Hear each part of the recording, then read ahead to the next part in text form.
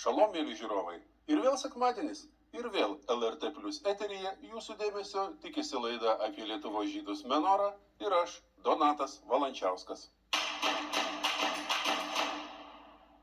Niekada nebus per daug dėmesio drąsiesiems, tiems, kas mirties akivaizdoje gelbėjo pasmerktuosius.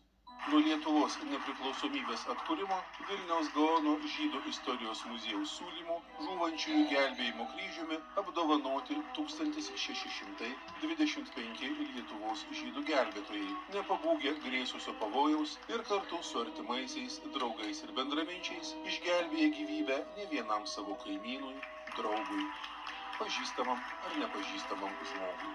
Žydų gelbėtojų atminimo įamžinimo vadovė Danutė Selčinskaja jau 20 metų ieško žmonių, kuriems už jų žygdarbį nori padėkoti mūsų valstybė.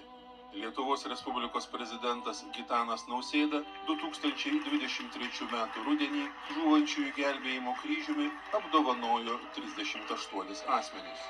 2 iš jų sulaukė mūsų dienų, kiti apdovanoti po mirties. Per šią ceremoniją apdovanoti žydų gelbėtojai karo metais gyveno įvairiose Lietuvos vietose – Kaune, Vilniuje, Šiauliuose, Radviliškio, Kaišiadorių, Šalčininkų, Trakų, Šilalės, Telšių rajonuose.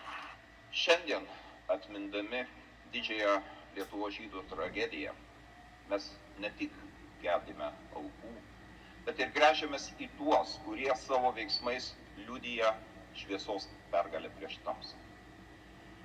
Susirinkome pagerbti 38 asmenis, daugelį deja jau po mirties, kurie nepaisydami mirtino pavojaus savo ir šeimai Antrojo pasaulinio karo metais gelbėjo Lietuvos žydus. Šių dienų sulaukusi Stasė Staputienė Ruzgaitė visą gyvenimą prisimena, kaip jos tėvelis Kazimieras Ruzgys, sukvietęs šeimos narius, paklausė, ar visi sutinka ir ar supranta, kokią prisiims atsakomybę, slėpdami savo namuose žydę. Ar neišsiduos, net jei tektų mirti.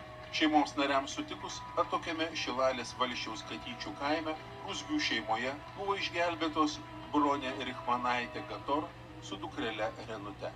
Per ceremoniją apdovanoti žydės ir jos dukrelės gelbėtojai Stasė Staputienė, Ruzgių augintinė Genovaitė Karbauskienė ir Kazimiero Ruzgio brolis Juozas Ruzgys. Pernai Stasė Staputienė Ruzgaitė atsiėmė savo tėvų Jadvašem apdovanojimus. Šiemet prezidentas, netylant aplodismentams, užkabino Stasei jos pačios ordiną.